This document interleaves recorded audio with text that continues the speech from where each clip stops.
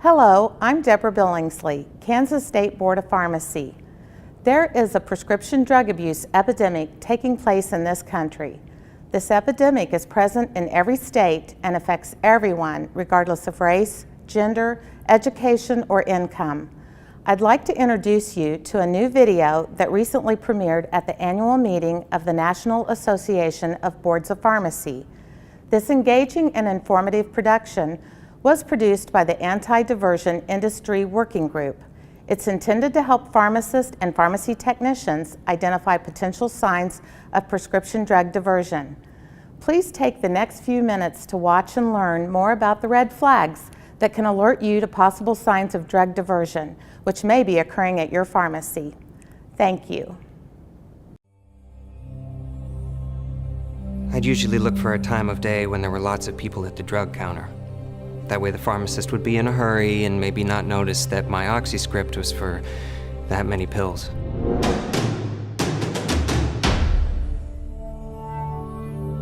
I always try to keep the story straight in my head. So when the pharmacist asks about the large quantity, I say, well, my mom, she has severe rheumatoid arthritis. Look, actually my age is an advantage. I mean, who's gonna suspect anything when a grandfather shows up with a prescription from a pain clinic?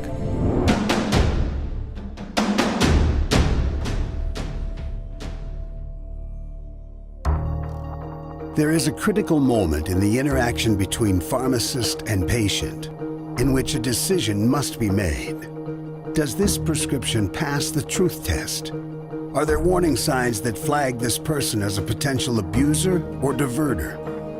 In that moment of truth, we must evaluate the evidence in front of us, because it's not always who you think.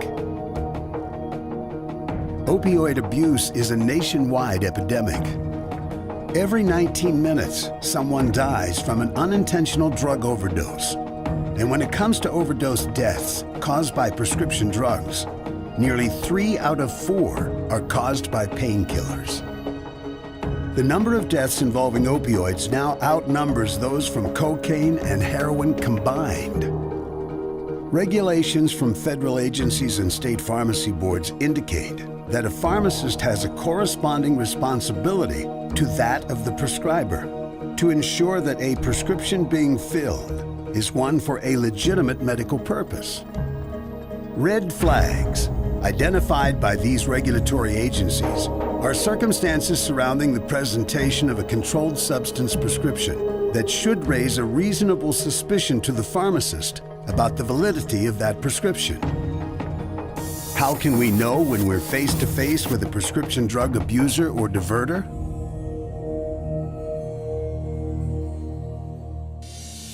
Some red flag behaviors are easy to spot.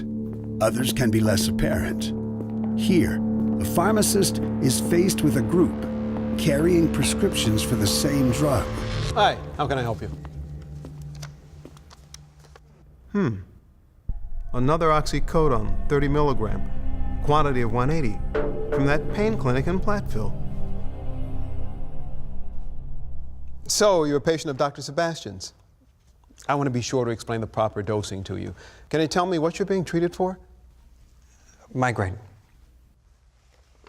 Give me a minute. I better look closely at these two. This pain clinic might be a pill mill.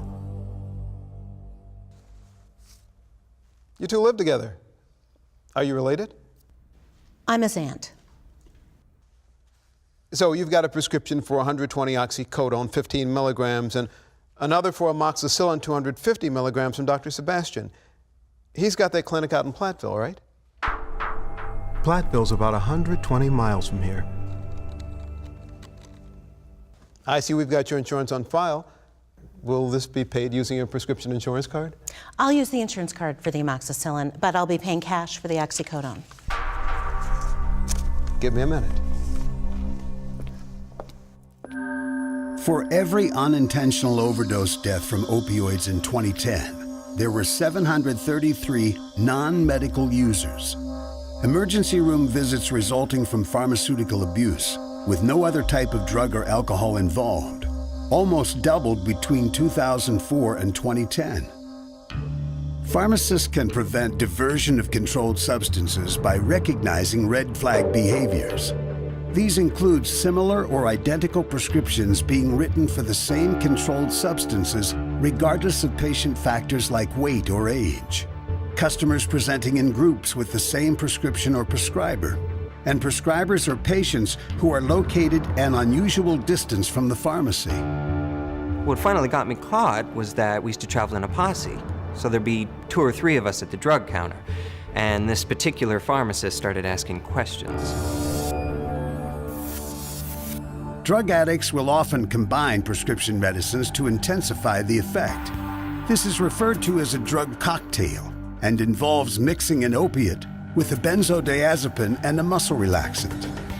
Addicts refer to the combination of hydrocodone, alprazolam, and carisoprodol as the trio or trinity.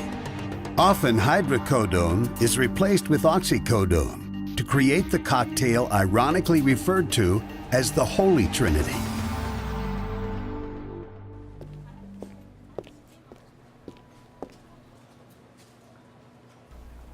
So we've got the hydrocodone, alprazolam, and carisoprodol. Opioid, benzodiazepine, muscle relaxant. Diagnosis code is arthritis. So you're taking these medications for arthritis, Miss Lee? No, these are for my mom. She's getting old, I guess, and I've been helping her out a bit.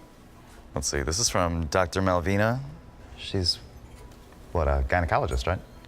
Does it make sense that a gynecologist would write for these prescriptions? I need to check the PMP on this one.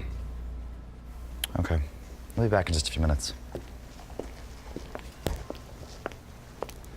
Hi, may I help you? Hi. I've got this prescription, and with that, I'd like a refill on the diazepam. You should have that one in your system. Okay, let me have a look here. This guy was in just last week with the same script, and now he's asking to get his monthly prescription of diazepam refilled, but he just got that last week, too. Mr. Alvarez, we filled a similar prescription for you last week, and you got your diazepam refilled at the same time. Back so soon? Well, I'm going to be going out to visit my grandkids. They're on the West Coast, and I'm going to be out there for a couple of weeks. I just want to make sure that I had all my meds. And this is a different prescriber than last week. Could Mr. Alvarez be doctor shopping? Mr. Alvarez, have you switched doctors recently? This prescription is from the Warren Pain Clinic, when last week's came from Dr. Becerra. Didn't I read somewhere that the Warren Pain Clinic is under investigation, or that arrests were made there for drug diversion? Yeah, Becerra wasn't helping me. So I saw a commercial on TV for the pain clinic, and I tried it out. America's biggest drug problem isn't on the streets. It's in our medicine cabinets. 70% of Americans are taking at least one prescription drug, and more than 50% are on at least 2. Among young people who abuse prescription medications, 70% get them from family or friends, often from a home medicine cabinet. You know, I'd actually keep a logbook of the pharmacies I was visiting, just because there were so many of them I'd hit during the week. It was hard to keep track.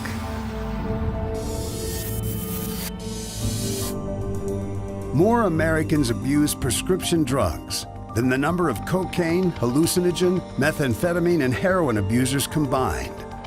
The pharmacist is the last line of defense against abuse.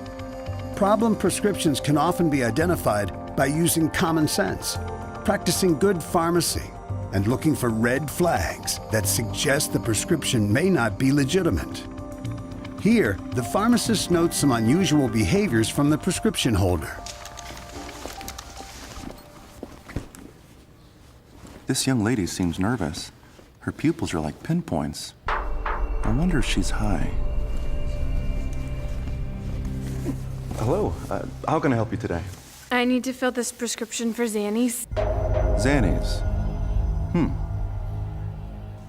So your doctor prescribed alprazolam for you. Have you been having a lot of anxiety lately? Yeah, you know, I hate my job, my boyfriend's really nasty, I don't know, you know, I just need a little something.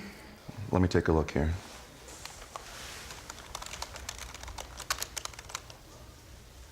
Says here that another doctor prescribed hydrocodone for you. Yeah, the stress really gives me headaches, you know? PMP shows she could be a doctor shopper. 1 in 4 teens reports having misused a prescription drug at least once. That translates to 5 million teenagers, a 33% increase over the past 5 years.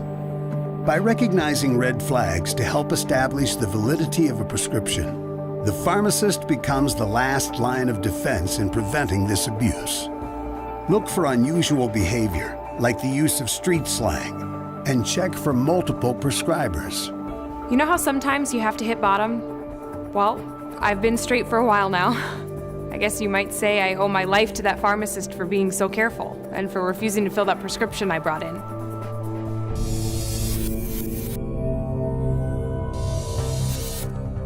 "21 CFR, Section 1306.04a of the DEA regulations and many state pharmacy board regulations maintain that a pharmacist has a corresponding responsibility to that of the prescriber to ensure that a prescription being filled has a legitimate medical purpose. Who is responsible? Yes, it's the culture. Yes, it's the doctor or prescriber. Yes, it's law enforcement. Yes, it's the state boards.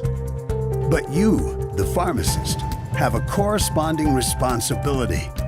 You play a critical role.